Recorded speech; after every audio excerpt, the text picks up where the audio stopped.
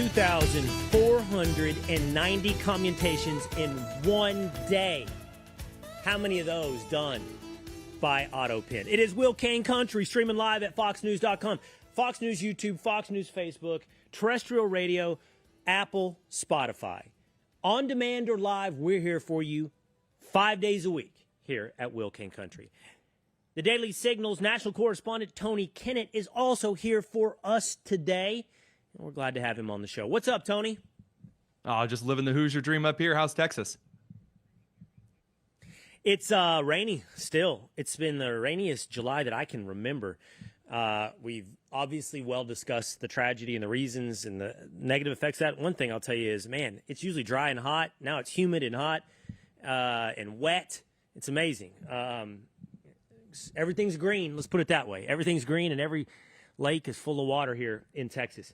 Hey, Tony, I wanted to get to this today with you. There's two really stories dominating the news. The first,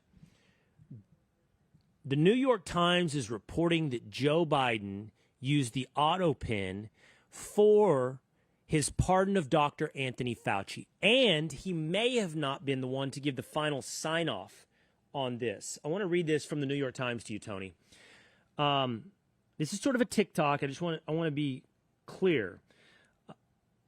I read from the New York Times. At the January 19th meeting, which took place in the Yellow Oval Room at the White House, Mr. Biden kept his aides until nearly 10 p.m. to talk through decisions, according to people familiar with the matter. The emails show an aide to Mr. Siskel sent a draft summary to Mr. Biden's decisions at that meeting to Jeff Zients at 10:03 p.m. The assistant forwarded to a guy named Mr. Reed and Zients, asking for their approval. Then sent the final version, copying many participants and aides at 10:28. 3 minutes later, Zients hit reply all and wrote, "I approve the use of the Autopen for the execution of all the following pardons." It sure seems to, now maybe that Biden said it in the meeting earlier, whatever, who knows. Zients gave final sign-off on the pardon of Dr. Anthony Fauci using Autopen. Now, I got to ask you, Will, I remember casting a vote in the last couple of elections. I never remember checking a box that said Zients. So I know he's not constitutionally the president of the United States. He doesn't have the authority to grant any kind of pardons or decision. Again, I know you've also cast a lot of votes in the past. You remember voting for a Zients as president of the United States? I don't remember him on the ticket. No, and I got to say, at least you read the legible part of that New York Times article. My producer and I were going through it before this, and Joe Biden's interview is so incoherent because they ask him about this. Credit to the New York Times, the one piece of credit we'll give them. They ask specifically about this, and Biden went on some long, meandering track that he was known for throughout his entire presidency. This is not a binding signature. There is nothing about this that is a binding pardon. And despite the last-minute attempts to try to really get in there and save these individuals likely in these various probably criminal actions, depending on the investigation and how that goes, I just don't think that it ended up being as neatly tied up as perhaps they would have preferred it, no matter how many late-night meetings with aides they scurried through at the last second. Yeah, and the reason that it matters is, right, it brings up the validity of the pardon of Dr. Anthony Fauci. To your point on the stuff that Biden said, here's a quote. "I made every single one of those, and including the categories when we set this up to begin with. And so, but I understand why Trump would think that, because obviously I guess he doesn't focus much. Anyway, so yes, I made every decision." Dr. Anthony Fauci, it's been discussed, Tony, could be guilty of perjury. He could be guilty of standing in front of Congress and giving false testimony, among other things, by the way. But every time you bring this discussion up, there's a discussion of, but he got a pardon, so there's no accountability. But there's a Supreme Court potential decision on whether or not he did get a pardon. Was this an appropriate use of the Autopen? Is this a valid pardon? There's also a question before the Supreme Court as to whether the president can issue like general blanket sweep pardons for crimes that may have been committed but not prosecuted or indicted yet. So if there's some kind of a crime that I committed and the president, not knowing that I made those crimes or that I committed those crimes, issued a blanket sweep pardon, Right. is that under his authority to grant a pardon or the governing executive body when the indictment and the charges are laid out? Supreme Court's never ruled on that. An appellate court has never ruled on anything like that. That's not set in stone.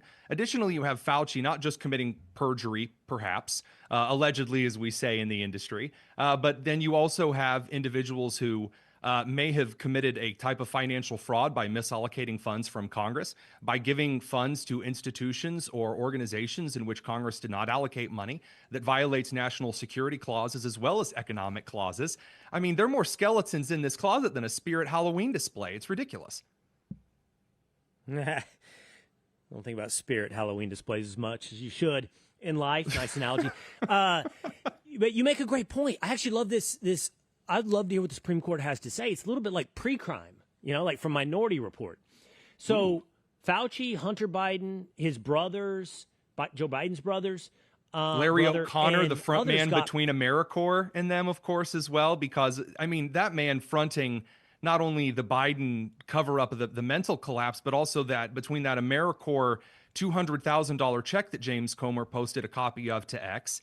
I mean, I don't mean to say that this is getting a little bit of mob mentality situation here, but you really do have a situation where they hired a man to broker campaign deals between medical companies for mouthwash cancer treatments during the campaign. And that's not hearsay. That is direct checks that have been published to social media by the House Oversight Committee. And that's also linked into this. And who knows if that's connected to Fauci. Biden has mentioned them in the same sentence before.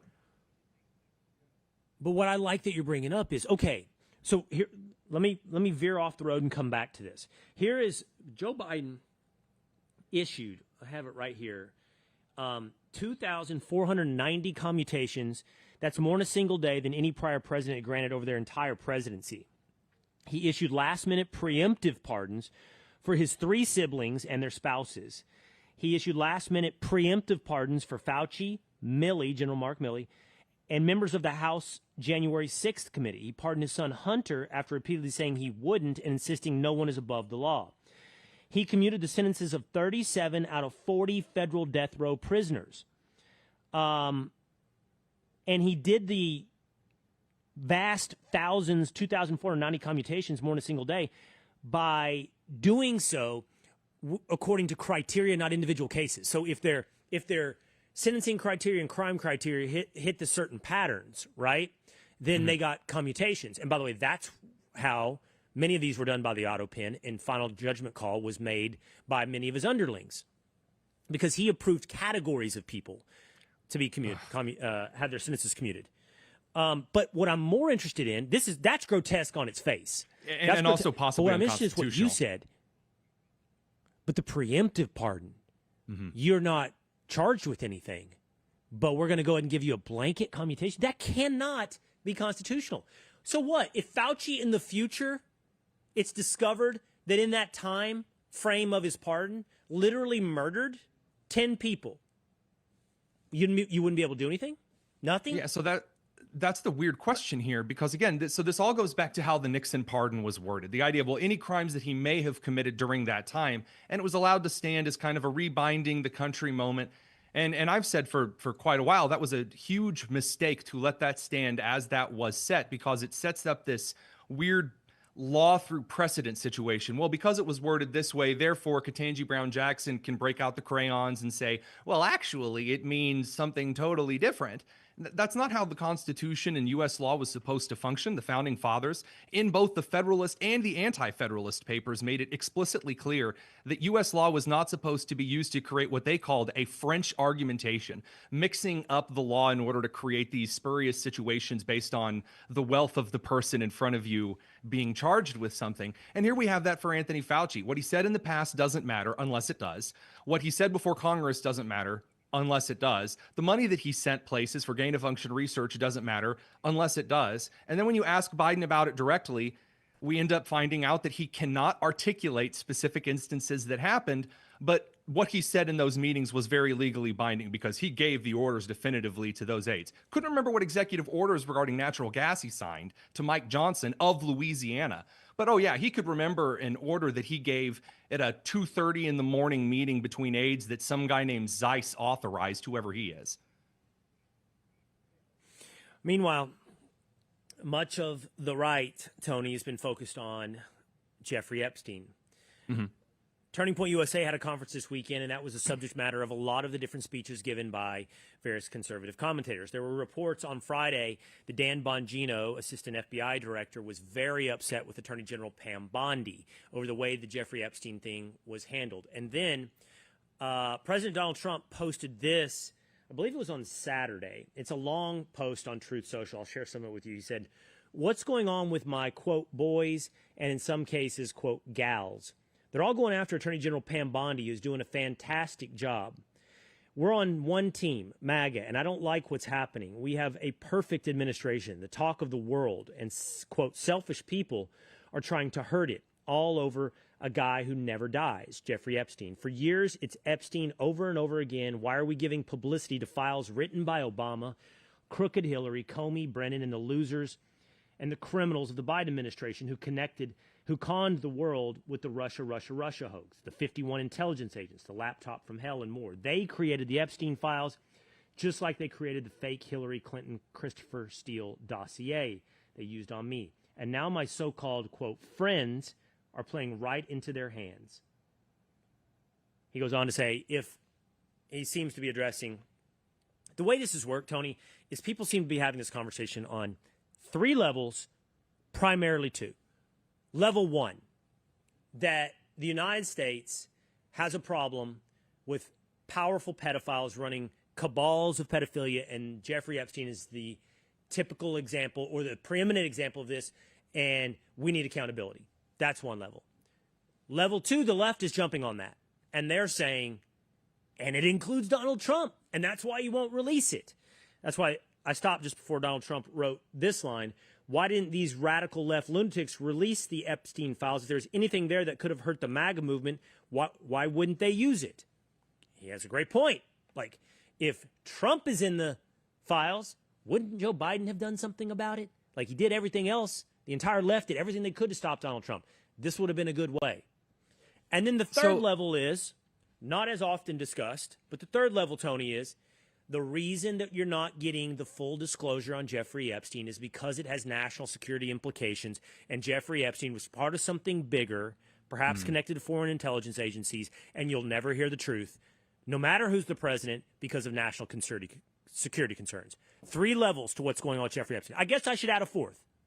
It's all big nothing burger, and Jeffrey Epstein's the only criminal involved, along with Ghislaine Maxwell, in this entire ordeal. I mean, the first and most important thing that we can take away from this, and this is something that obviously you and I understand in podcasting and broadcasting across the field, do not advertise what you cannot deliver. And that's why, again, I'm kind of loath to just say the top secretary of this department is the most responsible for this fiasco. But in this case, after what we saw in February, when Bondi said, hey, we're going to release all of these files, we're going to do it in these phases, and they invited all the influencers, some of whom we're friendly with, to the White House, and they said, here's a binder. They did a big photo op, and then the influencers walked away. They opened the binders and was like, wait a minute, we already know all of this. And it's like, wow, that's a terrible optics decision. No one's ever going to make this mistake again. And then they made it like 2 months later. And now here we are. Bondi got up in front of everyone and said, oh, the files are all here. We've got them. They're on my desk. Well, no, actually, she didn't mean these files. She meant like overall the files. Now there are no files.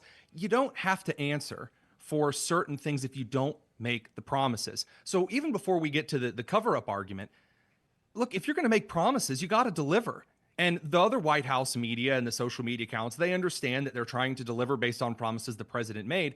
But if you promise everyone you've got the goods and you appoint people to the administration whom that is like part of their entire focus, and then you don't come up with the goods, yeah, Americans are going to go, where are the goods? You've been promising me the goods. Entire American corporate society has been built on promising the moon and then delivering a crappy gas station for the last 3 or 4 decades. And so I understand the president's frustration here, but I mean, come on. I mean, it's a classic American rug pull, and Americans have a right to be upset about it. I totally agree with you about how the way this was how this has unfolded.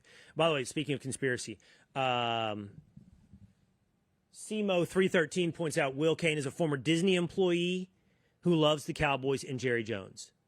True. Yes, true. All of those are true facts. I don't know what they lend themselves to, but those are true facts. Maybe that's a conspiracy about the way I'm handling some content here. They got me. I don't know what it is, man, but all of those things are true.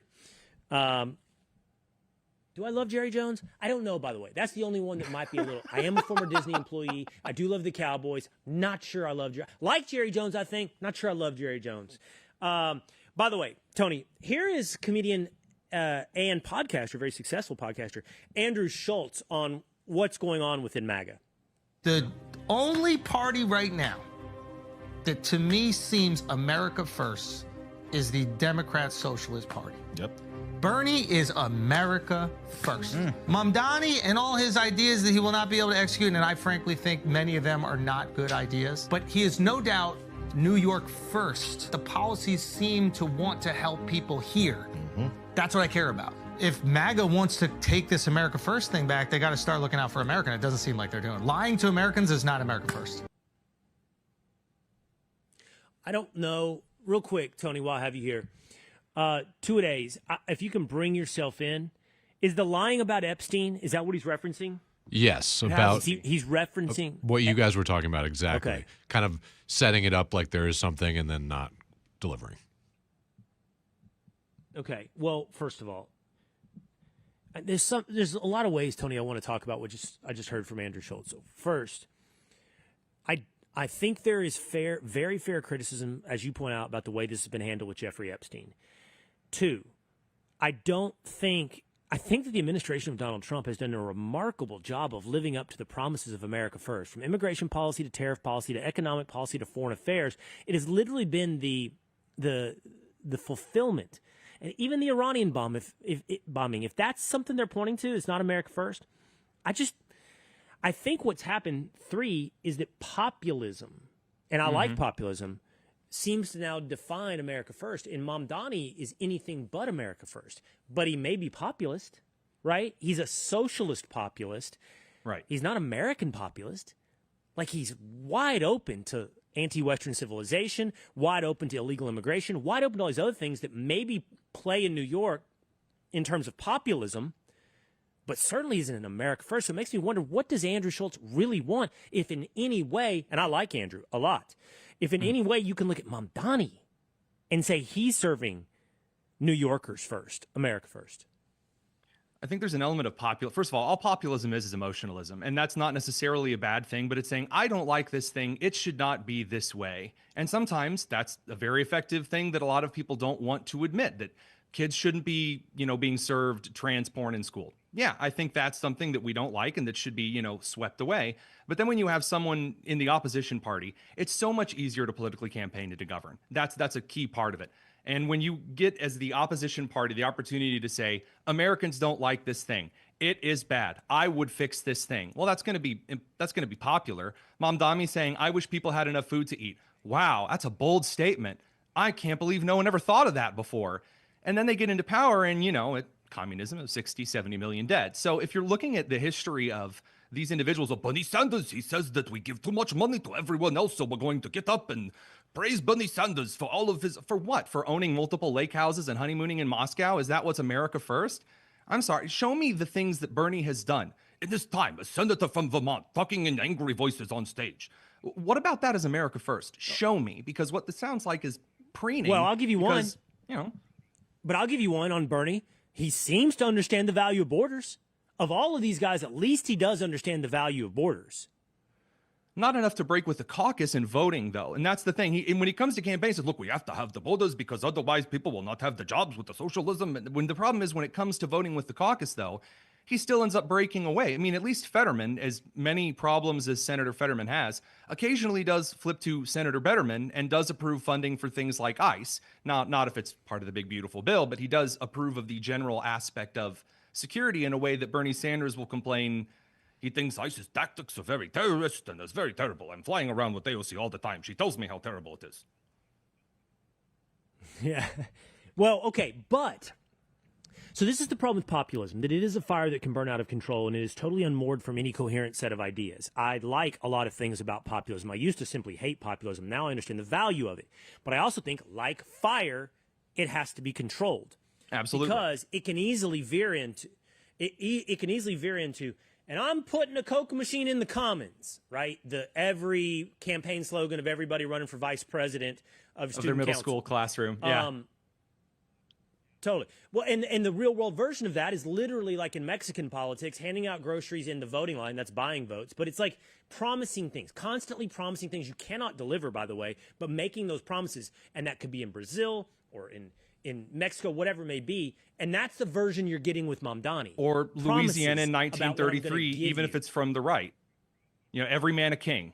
Yeah. Okay, good. Yes. But here's what I was going to get at, Tony. Check this out. This is the immigration policies right here under Donald Trump. And I found this concerning. This is according to Gallup. Okay, polling all the time, because most of the polling I've seen has said that his immigration policies have been really popular. This is the first one I've seen like this, where views of Donald Trump's handling of immigration. Do you strongly approve or just approve, disapprove, or strongly disapprove of the way he's handling it? I'm going to focus on independents because Republicans strongly approve and Democrats strongly disapprove. Independents, 14% strongly approve, 14% simply approve, 24% disapprove, 45% strongly disapprove. The independent strongly disapproving is concerning when you put it in the context of people like Andrew Schultz, who would not ever probably describe himself as a Republican, but I'm sure, and I think he said, voted for Donald Trump. It kind of makes you wonder what's going on here on this issue with the people that would have been brought in under the banner of populism. I think that it's a really interesting poll from Gallup because it took place from June 2nd to the 26th. And these kind of long form polls where they're over an entire month, they're a little suspicious to me. As a former science STEM teacher, data guy that looks at this kind of stuff, a lot of the other spot polls, so for example, the ones that you were alluding to, that from New York Times and ABC and CBS that showed a majority of support for mass deportation. It doesn't kind of coincide with what appears to be this data campaign suggesting they're dropping by, as the one Democrat House member said, a Latino at the Home Depot, suggesting they're just running and picking up average people all the time. No, it turns out that arresting pedophiles and arresting domestic abusers is popular in American culture. That's why I think spot polls usually show a higher approval, but I need to see how many independents as opposed to Republicans and Democrats they showed, and Gallup is really loath to share that stuff. Like if you ask a Gallup pollster that, you're blocked instantly. Right. And by the way, back to that, the general spot polls you're talking about, it's not just deport pedophiles. I mean, mass deportations implies Is the deport centrist illegal position. immigrants, period. Yeah. Right. All right, the Daily Signals, Tony Kinnett. Check him out, the Daily Signal. We always appreciate having him both on both shows, and appreciate you today being on Will Cain Country. Thanks, Tony. Thanks, Will. Take care.